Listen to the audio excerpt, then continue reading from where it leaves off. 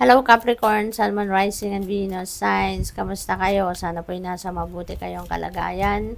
Welcome back po sa Star Tarot. Kung bago kayo rito, welcome din kayo. Thank you for your support.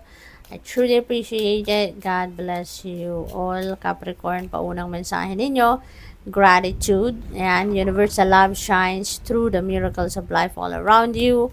Ang daming biyaya siguro, no, na paparating or dumating sa buhay ninyo. Kaya, iniimbitahan kayo dito to project gratitude attitude. Okay? Magpasalamat kayo. Huwag kayong makakalimot na magpasalamat dahil yan ay, tawag dito, yan ay parang susi, no? Yung gratitude, yung pagpapasalamat, yung appreciation, parang susi natin yan, ano, para sa mas malaking pinto, no, na maghahatid sa atin ng abundance, ng prosperity, ng mas marami pang blessing. Okay?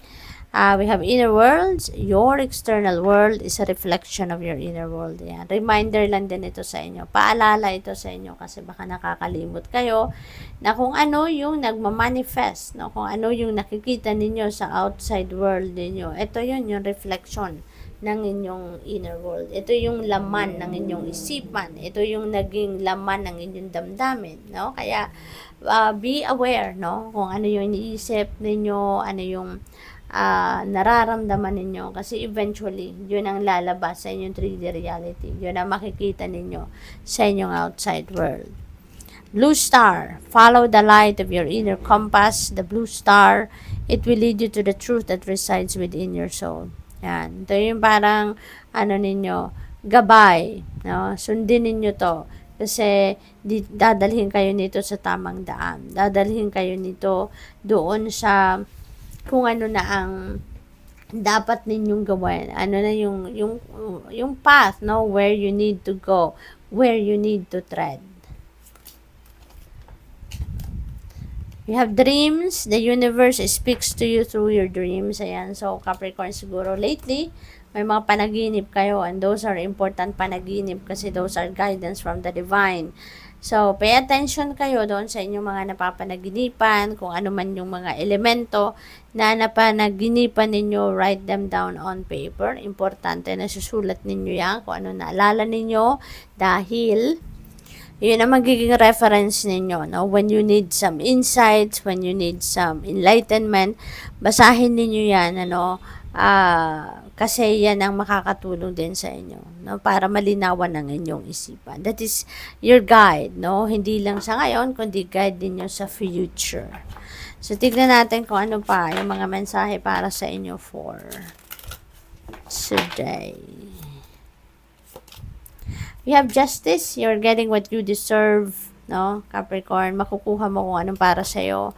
What is meant for you sa ngayon. Kung ano yung nakatakda para sa'yo, no? Marireceive ninyo yan. Makukuha mo yan.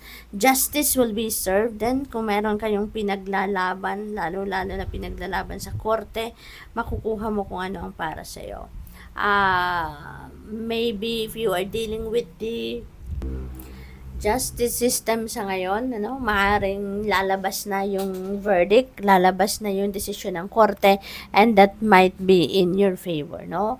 Maaaring ipapanalo ninyo kung anong pinaglalaban ninyo rito. Kaya, this is going to be the start of a new life then. Kasi, syempre, magbabago ang buhay ninyo because of that decision. This is siguro magbabago yung course of your life because of that decision, ano? So what else? We have the Magician, napakaganda kasi this is a new beginning energy. Magsisimula kayo ng bagong ganap, no, sa buhay ninyo. Siguro this is the time that you are going to manifest, no, the things that you want sa buhay ninyo, or magma-manifest kayo ng mga dreams ninyo, mga goals ninyo, diba? Yung mga wishes ninyo. So, maaaring now is the time na makikita mo na yan sa buhay ninyo. For others of you, no, siguro meron din kayong mga dreams pa na gusto ninyong matupad.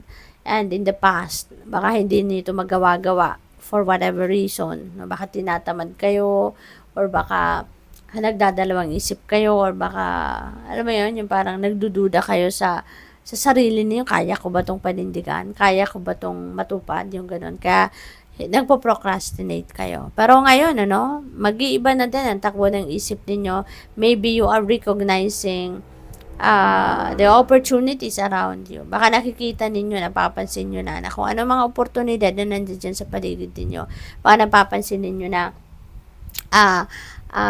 eto na yung pagkakataon ninyo, no? May support na, pwede na yung mga opportunities na nandyan, makakasuporta na yan sa'yo para makalapit ka na doon sa kung ano man yung mga dreams ninyo, or kung ano man yung mga goals ninyo.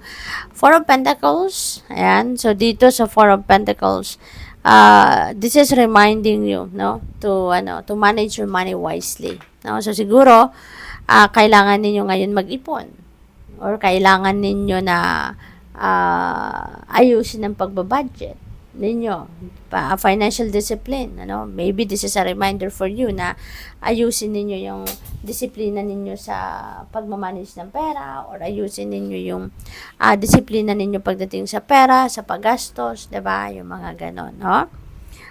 Pwede rin ang iba sa inyo dito, saving money for the future, saving money for your retirement, saving money for big purchases, no? So siguro may mga ganon din. King of Cups, ayan, so dito naman sa King of Cups, this is about forgiveness, this is about kindness. So siguro ang iba sa inyo dito, you're going to embody the energy of King of Cups. So siguro sa ngayon, panahon na para magpatawad kayo.